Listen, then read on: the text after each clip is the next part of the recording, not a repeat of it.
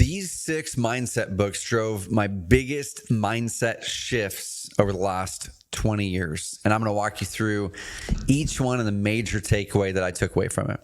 Guys, early on in my journey as an entrepreneur and a husband and just a human being, I recognized mindset as such a major, massive part of happiness, of joy, and really getting what you want out of life. And so in this video, in this podcast, I'm going to be walking you through the 6 books, actually one binder, and I'll tell you the story on that one that really made the biggest difference in my life.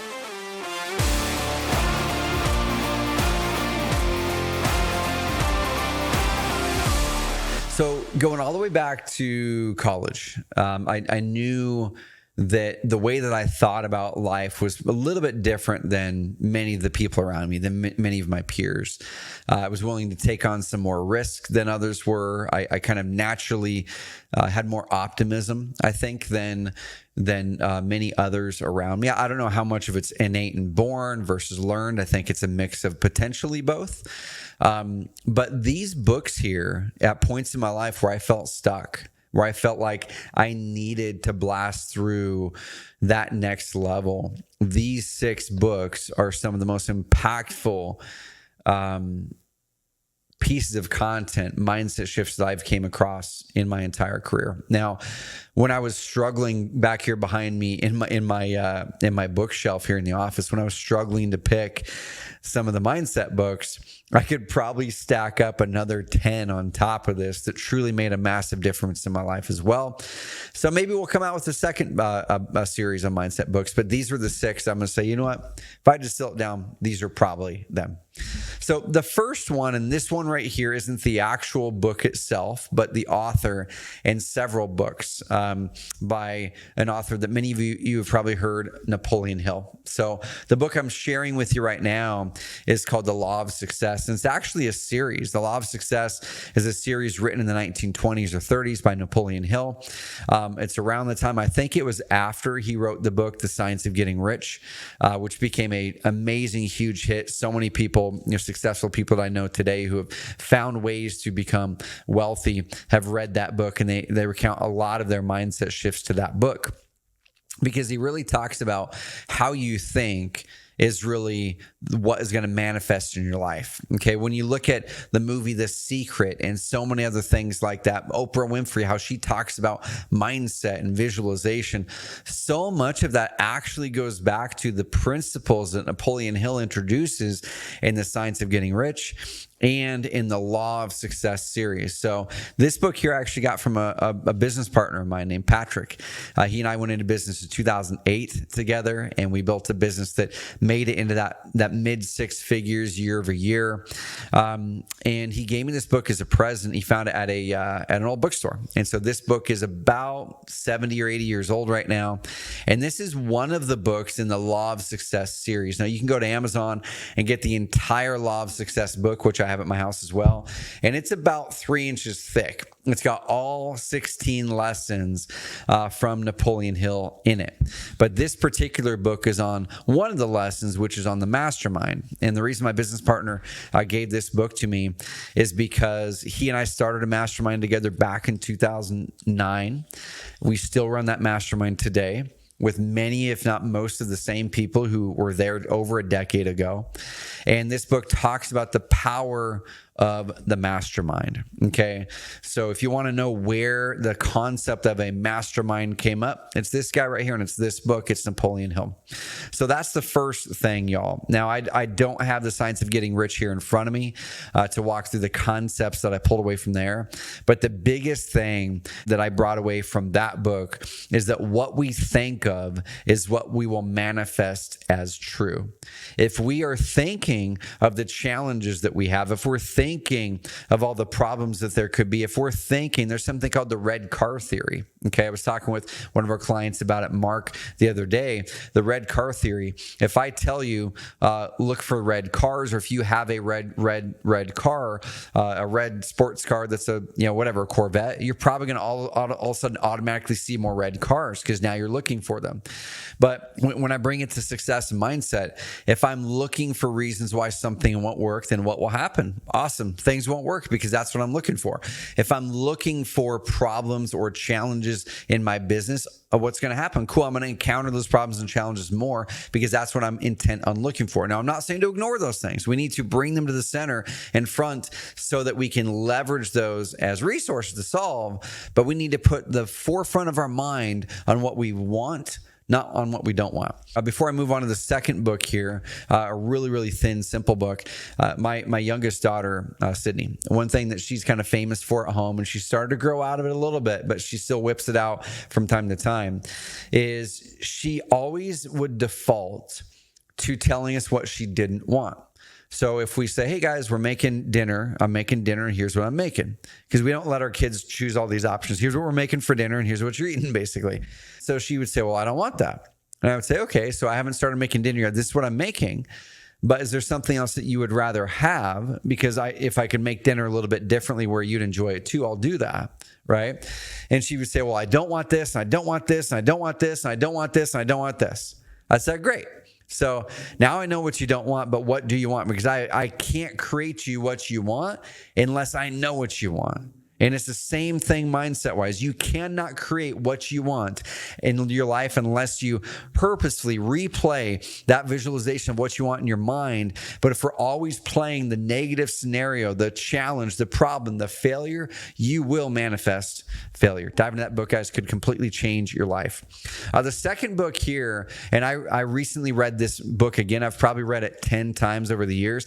I think this book should be a 100% mandatory book that every single person who graduates high school, college, every single person who makes it into adulthood should read this book, okay? I think it should be required to get your driver's license. I think it should be required to get on an airplane. I think it should be required to do anything as a human being if you have any ambitions to add value to the world and to live a life that you enjoy. Okay, it's by an author named Jim Rohn. And many of you might have heard of Jim Rohn as a speaker, but he's written a bunch of books. This is the book that every time I've ran it by people, I've never met a person who has ever read this book by Jim Rohn, ever. Never, ever, ever. Okay, it's called The 5 Major Pieces to the Life Puzzle. Now, why is it that I would make that claim, that strong of a claim about this book, when Jim has written so many other amazing books? I think because in this book, Jim lays out in such a simple format a guide to personal success. Okay, such a crazy, crazy simple format. And I'm going to walk you through at the highest level what that looks like. Okay, at the base level, as human beings, we need to be clear what our philosophy on life is. What are our philosophies?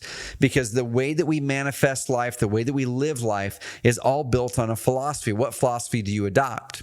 Okay, he talks about how to adopt a philosophy that's intentional, a philosophy that gets you to where you want to go in your life, and a philosophy that you can draw strength from as you grow. And he gives very, very specific things that you can do. Second chapter is attitude. You stack on top of philosophy the right attitude, and he walks you through how people get tripped up on attitude, especially me. When I read this a couple of years ago, I'm like, dude, attitude chapter, even as a person who's a multi-millionaire, that checked me again. I'm like, oh my gosh, I need to step back into doing that better. That's what's holding me back right now. Chapter 3, activity. Once you have that base philosophy and the right attitudes, now it's activity. What do you do now? What are the things that you do to make sure that you're driving towards success? He lays out very, very specific activity, types of things you can do to move towards your goals, towards what you want. Then it's results, and then it's lifestyle. And he walks you through in completely different ways than I'd ever thought at that point when I read this book back in, I think, 2008 or 9. I'd never thought about life in this way, and it truly were the major pieces of the puzzle that helped me put things together and rebuild my philosophy, my attitude all the way up. Okay, as a Christian man, today, reading this book today versus reading it back in 2008, I was what I would say was a Christian, that I wasn't a practicing Christian. I didn't truly understand or have true relationship with Jesus. And so when I go in and actually build my personal philosophy, that philosophy has to be built from what is it that you believe at your root, at your core. And that was really powerful going through this again for me. So that's an every year read, the 5 major pieces of life puzzle. Okay. So one that I skipped because I have it over here as a binder, I'm going to bring it in. Then I'm going to move through these other ones a little bit more quickly. So after I read the Napoleon Hill books and really changed the way I think about things, and then I read the 5 major pieces to life's puzzle and started to stack on some knowledge there, I was in an office one day, and this would have been, I think, about 2008 or so. I think I probably came across Napoleon Hill late 2007, maybe. This book here, 2008 or so, the 5 major pieces of life puzzle. And I was sitting there in this office of a highly, highly successful person. He's an entrepreneur person I was doing some marketing consulting for, a friend of the family. And he dropped this massive binder on my desk I was working at that day. And if you guys are watching the YouTube version of this binder is a solid 1.5 inches thick of just solid paper. And he had his assistant print this thing out. It's called the Master Key System by a guy named Charles F. Hanel. And the Master Key System is probably the most intense mindset exercise, reading, whatever I've ever done in my life. Okay, outside of really wrestling with the Bible. So this is a 24-part series. Charles F. Hanel actually created a home study course back in, I think it was the 1920s or so. And this home study course is called the Master Key System. And the Master Key System was this thing where it was a 24-week program that every single week you go through a part and you can't move on until you master that part. And it's written in that kind of older English from like the teens and the 20s. So you've got to kind of go through that a little bit. But the amazing thing with this is he helps you break down the way that your brain works. He helps you see the interconnectedness of your energy and the way that others' energy is. He helps you visualize and get to a spot where you get insanely crystal clear about your vision. He helps you to really get your mind quiet. He helps you to think about life and your vision and your future in a completely different way. There's study questions, there's answers, there's exercises at the end of each session. You can get this as an audiobook, or you can even listen to it for free through Spotify. There's people who have published this all over the place. So you can get this. Now, this right here is pretty much the master class, I would say, of the science of getting rich. You start with the science of getting rich, read some of the law of success, read 5 major pieces of life puzzle. If you're ready to amp it up, this is literally the thing, the Master Key System, that took me from struggling to crack through a couple $100,000 a year to then building an 8-figure company and a multi 8-figure net worth. Okay, so let's stack on those mindset beliefs. Now I've got my philosophy. I've started to learn how to think differently, how to program the way I'm thinking about my brain. What started to happen though at this point in my life is I had some wins, I had some failures, and I came across this book called The Go Giver by Bob Burg. Okay, we actually had a chance to interview Bob Burg here on the Carrot Cast, or my other podcast. Just go to carrotcast.com. Way back when, he's one of my favorite authors. This version of the book, because I couldn't find my original copy, is the Go Giver Influencer. Okay, so I would suggest starting with the basic Go Giver, which is the red cover. And the concept on this is a parable. And the major concept I took away from the Go Giver that was so instrumental in my life at that point in time, is I was trying to get what I wanted out of life. I had this vision. I had this momentum that was going, but man, things weren't clicking the way that I wanted them to click. And as I thought about it and listened to things and started to read the Go Giver, I recognized, oh my gosh, the reason I'm not getting what I want out of life is because I'm not giving enough. I'm going into these relationships and I just waking up thinking through a position of lack. And I wasn't I don't think I was grateful for everything that God had blessed me for. I don't think I was grateful for those around me. I wasn't grateful for the progress I had made. All I was seeing was this gap between where I was and where I wanted to be. And the go-giver walks through in that parable and really starts to reprogram you that giving is the way that you get the juice out of life. Giving is the way that you make progress in where you want to go. Giving before asking is the way that I truly feel you build an amazing business, but also get the juice out of life. Giving is what it's about. Getting is not what it's about. Getting is just a byproduct of doing the right things, of adding the right value, of giving enough to people. Okay, so read The Go-Giver, y'all, especially if you're in a negative attitude, or you're in a spot of your life where you're just feeling bad on yourself, or you feel like a lack of abundance. This is going to help you see abundance everywhere. Okay, so start to grow my businesses. The Go-Giver helped me unlock things and grew that business then, up towards the mid six figures, $600,000-$700,000 a year. But I got stuck then. This has been 2012 or so. I got stuck. And at that point in time, I was getting bored. And if you've listened to the Entrepreneur Freedom Formula for any point in time, you've seen my growth levels, the pain lines, and what you need to grow through those. And I was stuck at that pain line of the $300,000 pain line. Even though I had made it over that, I couldn't make it to the $1 million mark because I needed to simplify. And I came across this book by a guy named Mike Michalowicz. I've given this book to probably 100 people over the years.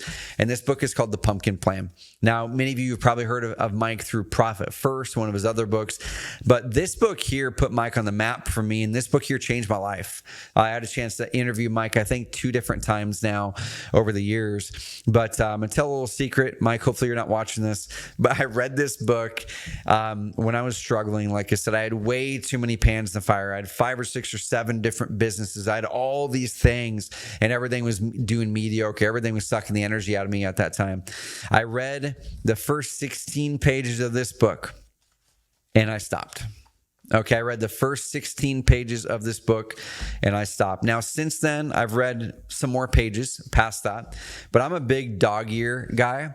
And you'll see most of these books, or many of these books, I have dog eared the heck out of, or the next book I'm going to show you. I didn't dog ear this one everywhere, but it's got sticky notes in it everywhere. But you'll see my dog ears stop at page 16. Now, some authors may think that that is a shot in the gut. I'm hoping that this is a compliment for you, Mike, because I got exactly what I needed out of the first 16 pages of that book at that point in my life. Okay, I got exactly what I needed. And page 16, I believe it is, walks through the comparison of essentially a farmer who grows one of those giant pumpkins at the fair, those world champion pumpkins. The premise of this book is how do those farmers grow those pumpkins versus all the other pumpkins that are way smaller? And the farmer walks through a story. He says, well, first of all, you start with the right seed. Right? You can't grow these giant pumpkins with just any old seed. It's got to be the right seed that actually has a chance, a possibility to grow into that type of pumpkin. Then you plant several of them. You can't just make a bet on that one seed. You got to plant several of them, right? And then you water them, and then so that's nurturing them. That's taking those investments you've made and truly nurturing them. And then you start to see them sprout up. But then eventually you've got these 5 vines out there with the pumpkins growing on them and some leaves growing on them. And he said, eventually you have to make some decisions, like which vine and or which pumpkins have the best chance of becoming that world champion pumpkin. Because if we keep all of those pumpkins on those vines, all of the energy, all the nutrients that the vines are sucking up from the ground and from that water are being spread between all these leaves, all these different pumpkins. Okay. So he said with each vine, you look at that vine and pick the 1 or 2 pumpkins that have the most promise. You cut every other pumpkin off of that. Even if they could be a good pumpkin, you cut everything off of it because they're robbing the nutrients from those pumpkins that look like they have the best chance of success. And you ruthlessly trim, keep all the leaves off of it, keep any other pumpkin sprouts off of it, and keep on watering. And then eventually you're going to find one of those pumpkins on each vine out of the 2 or 3 has the best potential. Cut all the other pumpkins off, leave that one pumpkin on the vine, and ruthlessly make sure no other leaves, no other pumpkin sprouts come off that vine, and water. Then eventually that pumpkin farmer says that last couple weeks, he says you can almost visibly see the pumpkin grow. And Mike relays that into the business world where we all have all these pumpkins. We have a million different things going on. And I did at that point in my life too. And he said, you've got a plan. You've got a pumpkin plan. You've got to cut the things off that are not going to take you where you want to go. And at that point in my life, I went from probably 6 or 7 businesses, all doing okay, mediocre, draining my energy, losing my energy. Over the next year and a half, I cut every single business but one. I stepped out of a business and moved to advisor investor. That business today is an 8-figure company, a software company called Sales Message. What's up, Chris? Founder of that company, an amazing friend of mine. And then I just said, I'm just going to focus on one pumpkin. That one thing became carrot. A year and a half to 2 years later. And carrot was the one pumpkin I focused on for the next decade that grew into an 8-figure company worth tens and tens and tens of millions of dollars of value. Honestly, all because the pumpkin plan got me thinking that way. Last and final book, y'all. And like I said, I could pick another 20 books here, but we're going to wrap it up with these 6. Is this book called Essentialism by Greg McKeown. He's also been on my Carrot Cast podcast with carrot.com. So go check out the Carrot Cast as well. It's a lot of real estate and marketing, but we have amazing podcast guests like Bob Berg and Jay Papasan and Greg McKeown.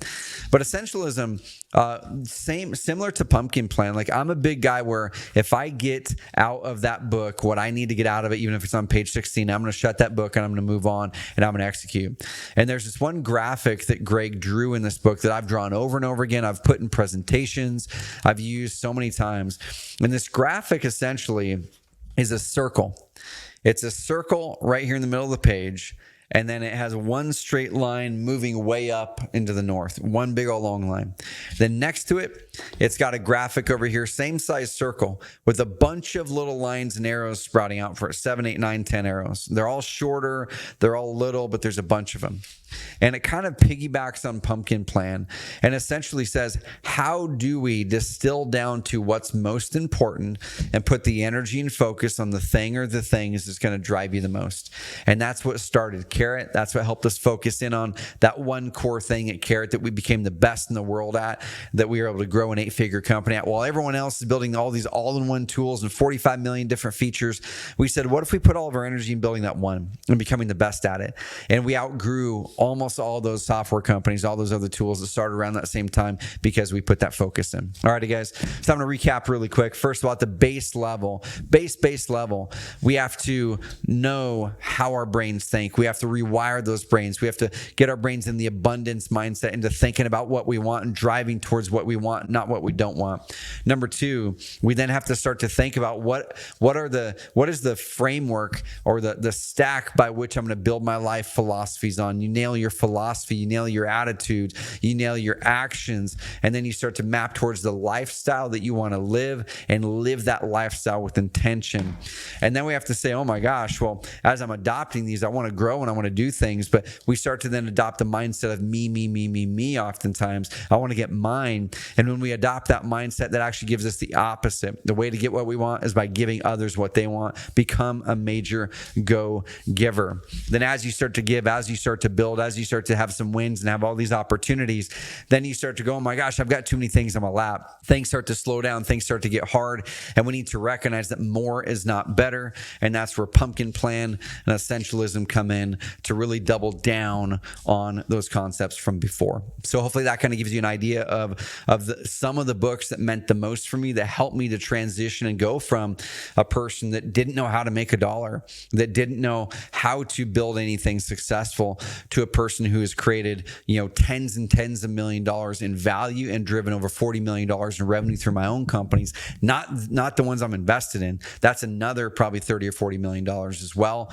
And guys, it's all mindset. So hopefully you enjoyed these books. Pop a comment below if you're watching this on YouTube. What's your favorite mindset book? I'd love to know what yours is as well. And maybe I'll come with another series. Let me know in that comment. Do you want to know what some of my other mindset books are? I've got probably another 20. I might pick up another series of this. Here's a second wave of mindset books that help me in other phases of my life as well. Like, man, when I got stuck and when I got these other things, what are the biggest mindset books that help me get unstuck? Those types of things I can see down the future. Let me know in the comments section of the YouTube videos, or hit me up on IG if you're listening to this on the podcast, Trevor.Mauch, and DM me, or go to YouTube and find these videos, my name or Entrepreneur Freedom Formula, and let me know. Give me that feedback of what do you want to hear? What types of books do you want to hear about? Where are you stuck mindset wise? I'd love to hear, so we can create a future video to help you out. And guys, just like always, I appreciate the heck out of you investing your time